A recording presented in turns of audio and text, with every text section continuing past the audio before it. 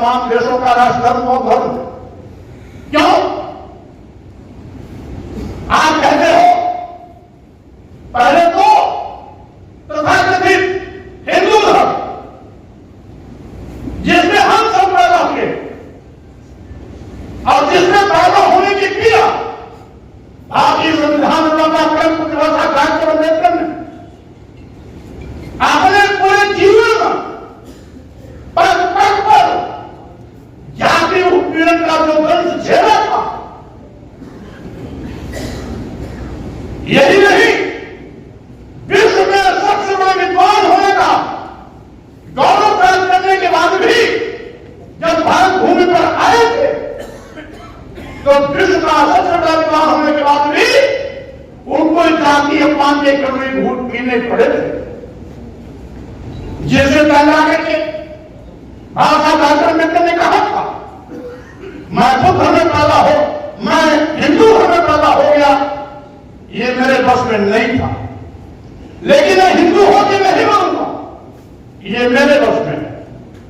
और इसीलिए 1970 में यानी भारतीय संविधान लागू होने के बाद, भारतीय संविधान लागू होने के बाद 1970 में नागपुर की दीक्षा भूमि पर 10 लाख लोगों के साथ बौद्ध धर्म ग्रहण करने का काम किया था। वो 10 लाख लोगों के साथ बौद्ध धर्म ग्रहण करके उन्होंने आने वाली पीढ़ियों को बता दिया था कि अगर सम्मान और स्वाभिमान चाहते हो तो वो जिस घर में पैदा हुए हो वहां नहीं मिल सकता। सम्मान और स्वाभिमान पाने के लिए भगवान बुद्ध के रास्ते पर जाना पड़ेगा, भगवान बुद्ध के रास्ते पर जाना पड़ेगा। वो 1970 में बौद्ध धर्म की दीक्षा ग्रहण करने का उद्देश्य भावी पीढ़ियों को और प्रत्यक्ष रूप से निर्देश था।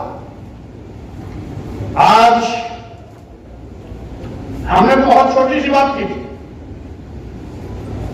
कि जब भारतीय संविधान सबको बराबर का दर्जा देता है तो आज भी धर्म की आड़ में इस देश की महिलाओं को, समूचे शूद्र समाज को आखिर मारने, पीटने, प्रताड़ित करने की बात क्यों की जाती है?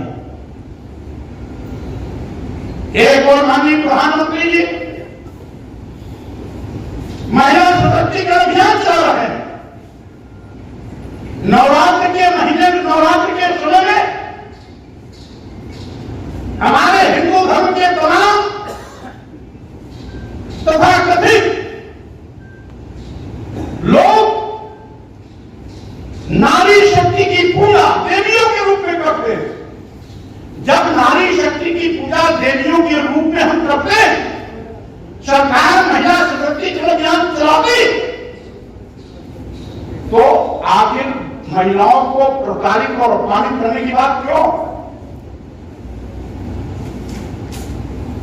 यानी देश की आधी आबादी, देश की आधी आबादी महिला को आज भी अगर प्रताड़ित और अपमानित करने की बात की जाती है तो हम समझते हैं ये धर्म नहीं है, ये अधर्म है, अन्याय है, जुल्म है, जाति है, अत्याचार है। कभी भी धर्म किसी को अपमान करना नहीं सिखाता, किसी को प्रताड़ित करने की बात धर्म नहीं कहता। गाली देना धर्म नहीं है, नीच कहना धर्म नहीं है, ये सब अधर्म है। और इसीलिए मैं कहना चाहता हूं कि आज भी जब सबको बराबर का क्या है तो धर्म के नाम पर आप कैसे गाली दे सकते हो कि जय राधम तेरी तुम्हारा सूरज की रात कोट करवा, जाति सूर्य शब्दों का प्रयोग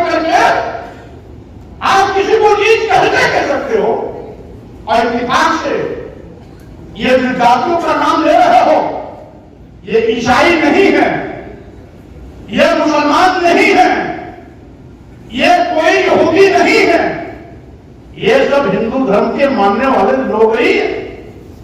क्या ऐसा भी कोई धर्म देखा जो अपने ही धर्म को मानने वाले को नीच कहे, अधम कहे? और यही नहीं, जहां देवियों की पूजा नारी शक्ति के रूप में होती हो, वहां महिलाओं को मारने पीटने की बात की जाती हो। ढोल गमार सूद पशुनारी शकल कारणा के अधिकारी, यानी पूरा का पूरा शुद्ध समाज, पूरा का पूरा नारी समाज ये प्रताड़ित किए जाने के पात्र है, मारे पीटे जाने के पात्र है। हिंदू धर्म के ठेकेदारों, हमने आपको गाली नहीं दिया, हमने आपको अपमानित भी नहीं किया, हमने आपको चोर और लंपट भी नहीं कहा। हमने तो केवल निवेदन किया कि धर्म की आड़ में जाति सूचक शब्दों का प्रयोग कर गाली देना बंद कर दो। हमने तो केवल यह निवेदन किया कि देश की महिलाओं को, जिसकी देवियों के रूप में हमारी संस्कृति और भारत भूमि पर पूजा होता है, यत्र राजस्तु पूजन्ते रमन्ते ततदेवता, जहां ये स्तुति चलती हो, वहां पर महिलाओं का अपमान धर्म के नाम पर करना बंद कर दो।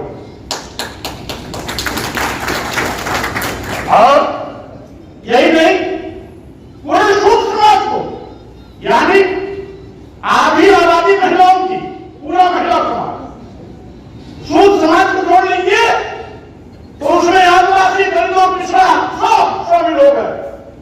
यानी मिलिंद जी, अब बात केवल 85 तक नहीं पहुंची है, महिलाओं को शामिल करने के बाद अब बात 27 के बनाम 30 हो गई है।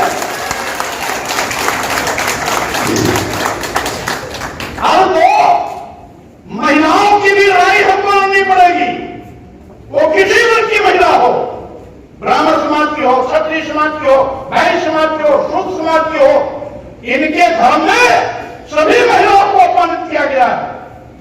तो ये अपमानित होने वालों को भी हम अपनी जमात की लड़ाई के साथ इनके भी सम्मान की लड़ाई लड़ने का काम करेंगे।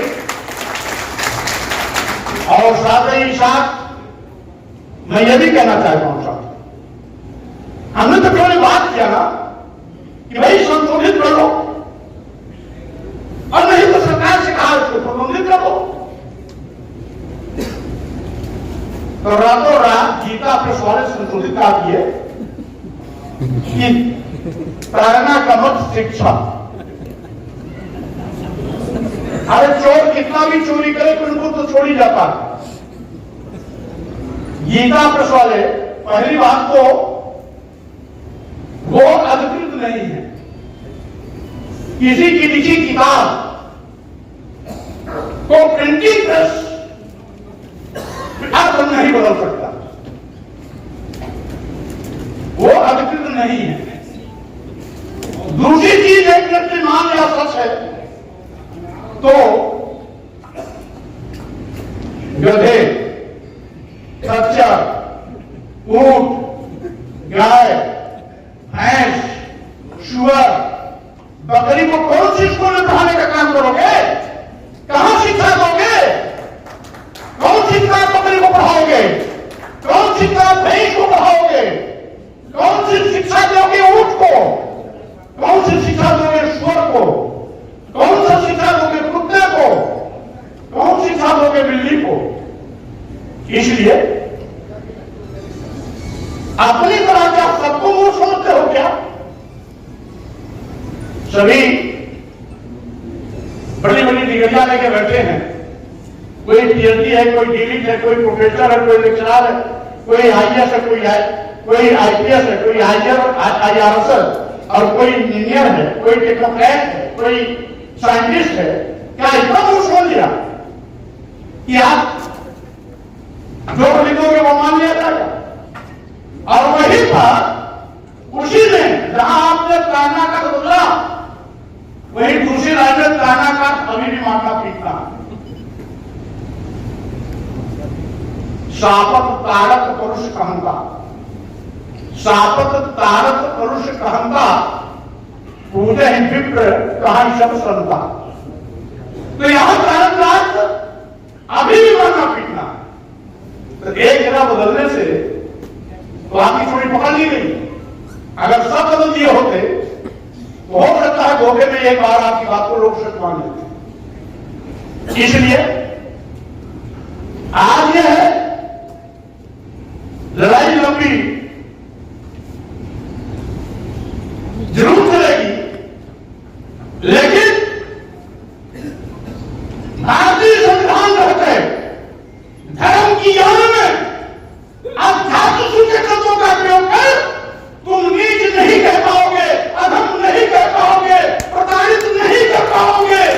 और साथ ही साथ तुमने बाबा साहब डॉक्टर अम्बेडकर का भले अपमान कर दिया हो, विश्व के सबसे बड़े विद्वान होने के बावजूद भी तुमने तक पर उनके जाति अपमान कर दिए हो। पूजे ही विप्र सकल गुणहीना, इतना तक गनीमत भाई तुम अपने को बुलाते किसको क्या बोलते, आप बुला लेते, किसी कोई आपत्ति नहीं।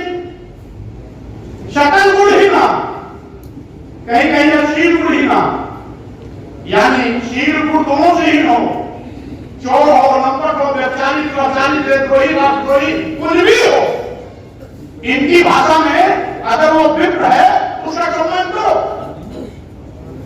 इस पर भी हमको इतराज नहीं था, लेकिन आगे क्या नहीं किया कि पूजे न शूद्र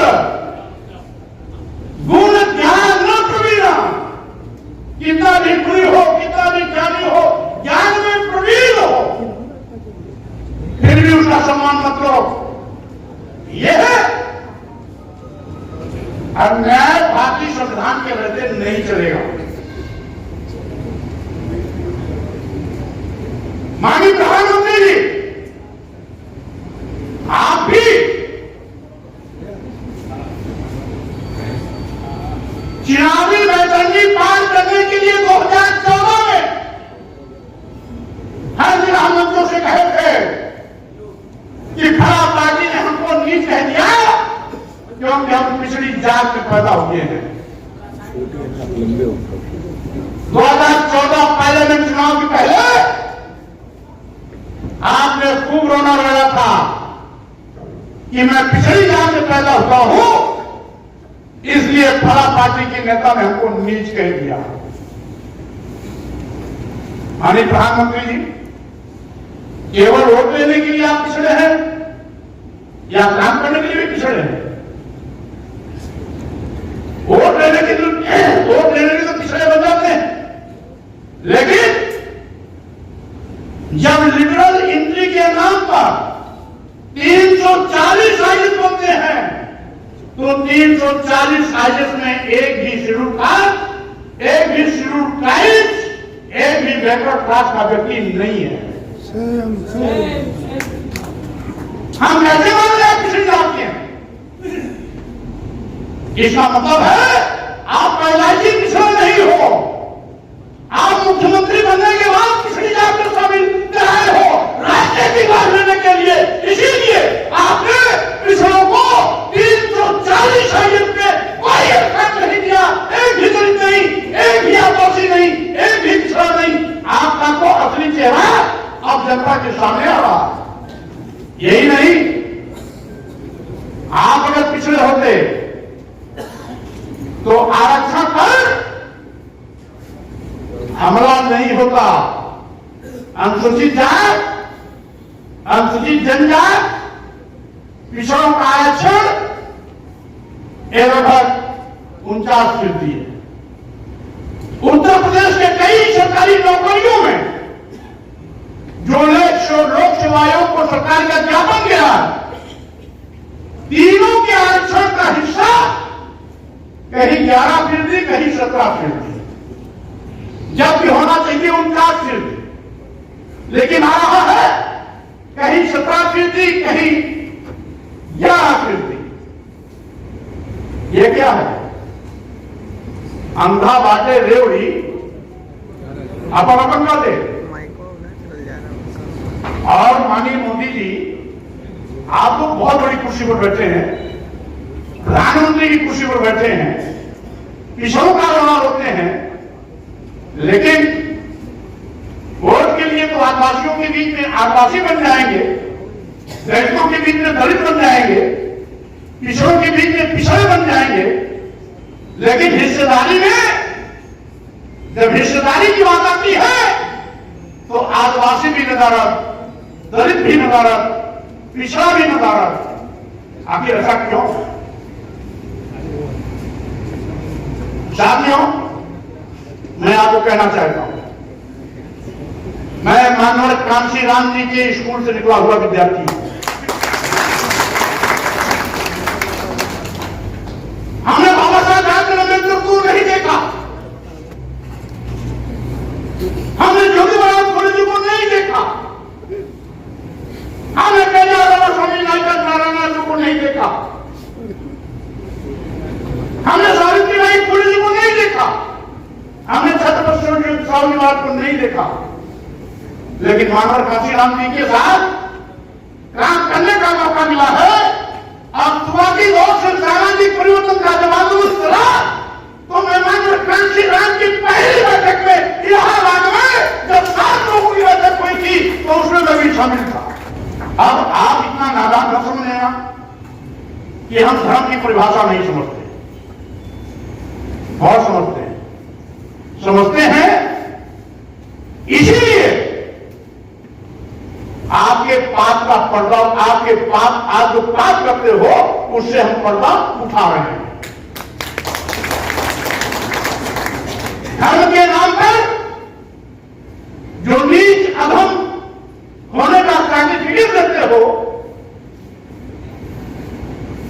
आदिवासी दलित पिछड़ा कितना भी पढ़ करके विद्वान क्यों न हो जाए, विश्वविद्यालय का प्रोफेसर क्यों न हो जाए, वाइस चांसलर क्यों न हो जाए, आईएएस आईपीएस क्यों न हो जाए, वैज्ञानिक डॉक्टर क्यों न हो जाए, लेकिन उसका सम्मान आप नहीं करोगे क्योंकि वो आपके वर्ण के मुताबिक ब्राह्मण समाज में नहीं पैदा हुआ। और यही तो कारण है कि दुनिया का सबसे बड़े विद्वान होने गौरव प्राप्त करने के बावजूद भी बाबा साहब डॉक्टर अम्बेडकर को अपनी ही भारत भूमि पर कदम कदम पर अपमानित होना पड़ा। इसलिए साथियों, आज मैं आपसे निवेदन करना चाहता हूं, हमें इस बात की खुशी है कि इस बार अंतरराष्ट्रीय स्तर पर 22 जनवरी से चर्चा शुरू हुआ और आज 22 फरवरी है, आज तक लगातार वो चर्चा जारी है।